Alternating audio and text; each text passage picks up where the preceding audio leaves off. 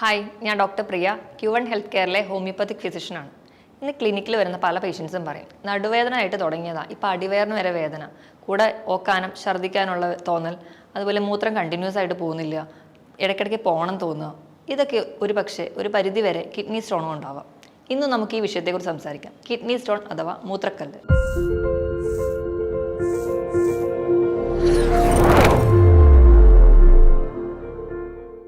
എങ്ങനെയാണ് മൂത്രത്തിൽ കല്ലുണ്ടാവുന്നത് നോക്കാം.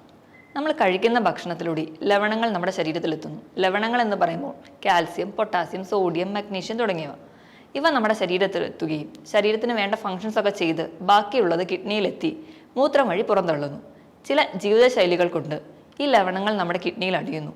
ഇവ ചേർന്ന് ഒരു ക്രിസ്റ്റൽ ഉണ്ടാവുന്നു. ക്രിസ്റ്റലുകൾ ചേർന്ന് കല്ല് രൂപപ്പെടുന്നു. ഇങ്ങനെയാണ് മൂത്രത്തിൽ കല്ലുകൾ ഉണ്ടാവുന്നത്. ഇത് ഒരു മണൽത്തരിയുടെ വലുപ്പം മുതൽ ടെന്നീസ് ബോളിന്റെ സൈസ് വരെ ആവാം. കൂടുതലായും പുരുഷന്മാരിലാണ് കാണുന്നത്. എന്തുകൊണ്ടൊക്കെ മൂത്രത്തിൽ കല്ലുണ്ടാവുന്നു എന്ന് നോക്കാം. ഒന്നാമത്തെയും പ്രധാനപ്പെട്ട കാരണവും വെള്ളം കുടിക്കുന്നതിൻ്റെ അളവ് കുറയുമ്പോൾ ശരീരത്തിലെ ജലാംശം കുറയുന്നത് വഴി. രണ്ടാമതായിട്ട് തെറ്റായ ഭക്ഷണ രീതി, നാരടങ്ങിയ ഭക്ഷണങ്ങൾ കഴിക്കുന്നത് കുറയുമ്പോഴും റെഡ് മീറ്റുകൾ കൂടുതലായി കഴിക്കുന്നതും സോഫ്റ്റ് ഡ്രിങ്ക്സും അതുപോലെ സ്പൈസി ഫുഡുകൾ കൂടുതലായി കഴിക്കുന്നത് വഴി നമുക്ക് ലവണങ്ങളുടെ അളവ് ശരീരത്തിൽ കൂടാം. ഇതുപോലെ തന്നെ വ്യായാമക്കുറവ്, അതുവഴി അമിതവണ്ണം ഉണ്ടാവാം. കിടപ്പ് രോഗികളിൽ, ഇടയ്ക്കിടയ്ക്ക് യൂറിനറി ഇൻഫെക്ഷൻ വരുന്നവരിൽ, ചില ഗ്ലാൻഡുകളുടെ പ്രശ്നം കൊണ്ട് വരാം. പാരാതൈറോയ്ഡ് ഗ്ലാൻഡിൻ്റെ പ്രശ്നങ്ങൾ കൊണ്ട് കാണാം. അതുപോലെ ഗൗട്ടുള്ളവരിൽ, ചില മരുന്നുകൾ കഴിക്കുന്നവരിൽ, ചില ഡയൂററ്റിക്സ് കഴിക്കുന്നവരിൽ, പുകവലി, മദ്യപാനമുള്ളവരിൽ, ഇവരിലൊക്കെ നമുക്ക്, അതുപോലെ ഗൗട്ടുള്ളവരിലും നമുക്ക് കിഡ്നി സ്റ്റോൺ ഉണ്ടാവുന്നതായി കാണാം. പലതരത്തിലുള്ള കിഡ്നി സ്റ്റോൺ ഉണ്ട്. ഏതൊക്കെയാണെന്ന് നോക്കാം. ഒന്നാമത്തേത് കാൽസ്യം സ്റ്റോൺ. ഇതാണ് ഏറ്റവും കൂടുതലായി കാണുന്നത്. 70 മുതൽ 80% വരെ കാൽസ്യം സ്റ്റോണുകളാണ്. ഇത് യൂറിൻ്റെ അസിഡിറ്റി മൂലം ഉണ്ടാവുന്നതാണ്. രണ്ടാമത്തേതാണ് സ്റ്റുവൈറ്റ് സ്റ്റോൺ. സ്റ്റുവൈറ്റ് സ്റ്റോൺ എന്ന് പറയുമ്പോൾ മാഗ്നീഷ്യം, അമോണിയ, ഫോസ്ഫേറ്റ് തുടങ്ങിയ ലവണങ്ങളുടെ പ്രസൻസ് മൂലം ഉണ്ടാവുന്നതാണ്. ഇത് 10 മുതൽ 15% വരെ മാത്രമേ കാണാറുള്ളൂ. മൂന്നാമത്തേതാണ് സ്റ്റാക്ക്ഹോൺ കാൽക്കുലസ്. അതെന്ന് പറഞ്ഞാൽ നമ്മുടെ മാൻ്റെ കൊമ്പ് പോലെ ഇരിക്കും. അത്ര വലിയ സൈസ് ഉണ്ടെങ്കിലും കിഡ്നിയിൽ വേദനയോ അല്ലെങ്കിൽ മറ്റു ബുദ്ധിമുട്ടുകളോ ഒന്നും ഉണ്ടാക്കാറില്ല. നാലാമത്തെയാണ് യൂറിക് ആസിഡ് സ്റ്റോൺ.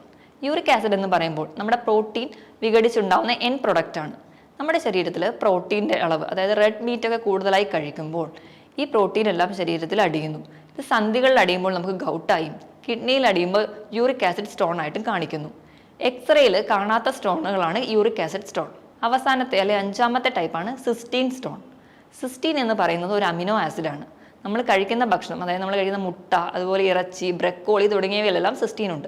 സിസ്റ്റീൻ ശരീരത്തിൽ കൂടുമ്പോൾ അത് യൂറിനിലൂടെ പുറന്തള്ളുന്ന കണ്ടീഷനാണ് സിസ്റ്റീൻ യൂറിയ. അതിൻ്റെ ഒരു ഭാഗമായി കാണുന്നതാണ് സിസ്റ്റീൻ സ്റ്റോൺ. ഇത് വളരെ കുറച്ച് മാത്രമേ കാണാറുള്ളൂ. മൂത്രത്തിൽ കല്ലുണ്ടാകുമ്പോൾ എന്തൊക്കെ ലക്ഷണങ്ങൾ കാണാമെന്ന് നോക്കാം. കല്ല് എവിടെ കാണുന്നു, അതിലെ കല്ലിൻ്റെ ഷേപ്പ്, കല്ലിൻ്റെ സൈസ് അനുസരിച്ച് നമുക്ക് ലക്ഷണങ്ങൾ മാറി മാറി വരാം. ഏറ്റവും പ്രധാനപ്പെട്ടത് വയറുവേദനയാണ്. നടുവിൽ നിന്ന് തുടങ്ങി ഇടുപ്പിലൂടി അടിവയറിലേക്ക് വേദന വരുന്നു. വേദന എന്ന് പറയുമ്പോൾ നമ്മളൊരു കത്തി എടുത്ത് കുത്തി മുറിക്കുന്ന പോലെ ശക്തമായ വേദനയായിരിക്കും. അതികഠിനമായ വേദനയായിട്ടാണ് പേഷ്യൻസ് പറയുന്നത്. ഈ വേദനയോടൊപ്പം ഓക്കാനം, ഛർദ്ദിൽ ഒക്കെ ഉണ്ടാവാറുണ്ട്. അതുപോലെ ഇടയ്ക്കിടയ്ക്ക് മൂത്രം ഒഴിക്കാനുള്ള തോന്നുക, പക്ഷേ മൂത്രം കണ്ടിന്യൂസ് ആയിട്ട് പോവില്ല. ചിലരിൽ രക്തത്തിൻ്റെ അളവ് മൂത്രത്തിൽ കാണാറുണ്ട്. അതോടൊപ്പം ചിലർക്കാണെങ്കിൽ ചെറിയ മണൽത്തരി പോലെ കല്ലുകൾ പുറത്തു പോകാറുമുണ്ട്. അതികഠിനമായ വേദന വരുമ്പോഴത്തേക്കും ആൾക്കാർ ക്ഷീണിക്കുകയും തളർച്ചയും കൂടുതലായി വിയർക്കുന്നതും കാണാം. കിഡ്നി സ്റ്റോൺ ഉള്ളതുകൊണ്ട് എന്തൊക്കെ കോംപ്ലിക്കേഷൻസ് ഉണ്ടാവുമെന്ന് നോക്കാം. കിഡ്നി സ്റ്റോൺ നിന്നിട്ട് അത് പുറന്തള്ളാതിരിക്കുകയാണെങ്കിൽ, അത് കിഡ്നിയിൽ യൂറിൻ കംപ്ലീറ്റ് ആയിട്ട് പുറത്തു പോകാതെ നിന്ന് വേറെ ഇൻഫെക്ഷൻസ് ഉണ്ടാവാനുള്ള ചാൻസ് കൂടുതലാണ്. ഇങ്ങനെ ഇൻഫെക്ഷൻസ് ഡെവലപ്പ് ചെയ്ത് കിഡ്നിക്ക് തന്നെ ഡാമേജ് ഉണ്ടാക്കാൻ കാരണമാവുന്നു. ഇനി നമുക്ക് കിഡ്നി സ്റ്റോൺ എങ്ങനെ കണ്ടുപിടിക്കാൻ നോക്കാം. ആദ്യമായിട്ട് ബ്ലഡ് ടെസ്റ്റ് ചെയ്യുകയാണെങ്കിൽ നമ്മുടെ ശരീരത്തിൽ ബ്ലഡിലുള്ള ലവണങ്ങളുടെ അളവൊക്കെ തിരിച്ചറിയാൻ പറ്റും. ഓരോ ലവണങ്ങൾ എത്രയുണ്ടെന്നും അത് നമുക്ക് ഏതെങ്കിലും സ്റ്റോൺ ഉണ്ടാക്കാനുള്ള ടെൻഡൻസി ഉണ്ടോ എന്നും അറിയാം. രണ്ടാമതായിട്ട് യൂറിൻ ടെസ്റ്റ് ചെയ്യുകയാണെങ്കിൽ ഇതുപോലെ തന്നെ ഏതൊക്കെ ലവണങ്ങൾ ഈ മൂത്രത്തിലുണ്ടെന്നും അത് കൂടിയത് കൊണ്ട് നമുക്ക് ഇനി ഏതൊക്കെ സ്റ്റോൺ ഫോം ചെയ്യാം എന്ന് നമുക്ക് തിരിച്ചറിയാൻ പറ്റും. മൂന്നാമതായിട്ട് USS അബ്ഡോമൻ, വയറിൻ്റെ സ്കാൻ അറിയുന്നത് വഴി നമുക്ക് കിഡ്നിയിലെ സ്റ്റോൺ എവിടെയാണ്, അതിൻ്റെ വലുപ്പം എത്രയാണ്, അത് ഇപ്പം എന്തെങ്കിലും ഓർഗനെ ബ്ലോക്ക് ചെയ്യുന്നുണ്ടോ എന്നൊക്കെ തിരിച്ചറിയാം. ഇതിനോടൊപ്പം തന്നെ CT സ്കാൻ ചെയ്യുന്നത് വഴി 3D പിക്ചർ കിട്ടും. കല്ല് എവിടെയാണ്, കല്ല് എന്തെങ്കിലും ബ്ലോക്ക് ഉണ്ടാക്കുന്നുണ്ടോ, കല്ലിൻ്റെ സൈസ് എത്രയാണ് എന്നൊക്കെ, കോംപ്ലിക്കേഷൻസ് ഒക്കെ ഉണ്ടാവാം എന്നൊക്കെ നമുക്ക് തിരിച്ചറിയാം. അതുപോലെ തന്നെ ഇൻട്രാവീനസ് യൂറോഗ്രാം എന്നൊരു ടെസ്റ്റ് ചെയ്യുന്നുണ്ട്. അത് നമ്മുടെ കിഡ്നിയുടെ ഫംഗ്ഷൻ എന്താണ്, എന്തെങ്കിലും കുഴപ്പമുണ്ടോ എന്നൊക്കെ തിരിച്ചറിയാൻ വേണ്ടിയാണ് ചെയ്യുന്നത്. കിഡ്നി സ്റ്റോൺ നമുക്ക് ഈസി ആയിട്ട് എങ്ങനെ മാനേജ് ചെയ്യാമെന്ന് നോക്കാം. ആദ്യം നമുക്ക് ഫുഡിൽ എന്തൊക്കെ മാറ്റം വരുത്തണമെന്ന് നോക്കാം. ഫുഡ് കഴിക്കുമ്പോൾ എല്ലാവരും കിഡ്നി സ്റ്റോൺ ഉണ്ടെന്ന് കേൾക്കുമ്പോഴേ പാലുൽപ്പന്നങ്ങളും പൂർണ്ണമായി നിർത്തും. അത് തെറ്റായ ഒരു ധാരണയാണ്. കാൽസ്യം നമ്മുടെ ശരീരത്തിന് ആവശ്യമാണ്. അതുപോലെ തന്നെ ഓക്സലേറ്റ് കല്ലുകൾ ഫോം ചെയ്താൽ കാൽസ്യമാണ് അത് നീക്കുന്നത്. അതുകൊണ്ട് കാൽസ്യം അല്ല കല്ലായിട്ട് അടിയുന്നത്, പകരം ഓക്സലേറ്റുകളാണ് കല്ല് ഫോം ചെയ്യുന്നത്. ഈ ഓക്സലേറ്റുകളെ നീക്കം ചെയ്യുന്നതാണ് കാൽസ്യം. അതുകൊണ്ട് നമ്മുടെ ശരീരത്തിന് കാൽസ്യം അത്യാവശ്യമാണ്. ഒരിക്കലും കാൽസ്യം അല്ല കല്ലായിട്ട് ഫോം ചെയ്യുന്നതെന്ന് നമ്മൾ ഓർത്തിരിക്കണം. നമ്മുടെ ഭക്ഷണത്തിൽ ഓക്സലേറ്റുകളുടെ അളവ് കുറയ്ക്കണം. ഓക്സലേറ്റുകൾ കാണുന്നത് കടും പച്ച നിറത്തിലുള്ള പച്ചക്കറികളാണ്. മെയിൻലി ഇലക്കറികൾ, അതുപോലെ നട്ട്സ്, നിലക്കടല തുടങ്ങിയവയിലൊക്കെ ഓക്സലേറ്റുകൾ ഉണ്ട്. ഇനി നമ്മൾ യൂറിക് ആസിഡ് കല്ലുകളാണ് കൂടുതലെങ്കിൽ അത് കുറയ്ക്കാൻ വേണ്ടിയിട്ട് റെഡ് മീറ്റ് പൂർണ്ണമായും ഒഴിവാക്കുക. അതിനോടൊപ്പം റെഡ് മീറ്റ് എന്ന് പറയുമ്പോൾ പോത്തിറച്ചി, ആടിറച്ചി, താറാവിറച്ചി ഇത് പൂർണ്ണമായും ഒഴിവാക്കുക. ഇതിനോടൊപ്പം തന്നെ ഈസ്റ്റ് അടങ്ങിയ ഭക്ഷണം, നമ്മുടെ വീട്ടിലുണ്ടാക്കുന്ന വെള്ളയപ്പം, അതുപോലെ ബ്രെഡ്, കേക്ക് തുടങ്ങിയവയിലൊക്കെ ഈസ്റ്റ് ഉണ്ട്, അത് പൂർണ്ണമായും ഒഴിവാക്കുക. അതിനോടൊപ്പം തന്നെ മദ്യപാനവും പുകവലിയും പൂർണ്ണമായും നിർത്തണം. സോഫ്റ്റ് ഡ്രിങ്ക്സും പ്രോസസ്ഡ് ഫുഡും പൂർണ്ണമായും ഒഴിവാക്കുക. എണ്ണയിൽ വറുത്തതും പൊരിച്ചതുമായ ഭക്ഷണങ്ങളും ഒഴിവാക്കേണ്ടതാണ്. ഇനി നമുക്ക് എന്തൊക്കെ കഴിക്കാമെന്ന് നോക്കാം. നമ്മൾ കഴിക്കേണ്ടതിൽ ഏറ്റവും ആദ്യം വൈറ്റമിൻ സി അടങ്ങിയ ഭക്ഷണങ്ങൾ, നമ്മൾ ചെറിയ പുളിയുള്ള നെല്ലിക്ക, നാരങ്ങ, ഓറഞ്ച് തുടങ്ങിയ പഴവർഗ്ഗങ്ങൾ കഴിക്കുക. ഇത് നമ്മുടെ കല്ല് അലിയിച്ച് കളയാൻ സഹായിക്കും. നമ്മുടെ ഭക്ഷണത്തിൽ ആൻറ്റി ഓക്സിഡൻസ് ഉൾപ്പെടുത്തുക. ആൻറ്റി ഓക്സിഡൻസ് കല്ല് ഫോം ചെയ്യാനുള്ള ടെൻഡൻസി കുറയ്ക്കും. ആൻറ്റി ഓക്സിഡൻസ് എന്ന് പറയുമ്പോൾ ഗ്രീൻ ടീ, ഇഞ്ചി, മഞ്ഞൾ, വെളുത്തുള്ളി ഇവയൊക്കെ ആൻറ്റി ഓക്സിഡൻ്റ് ആണ്.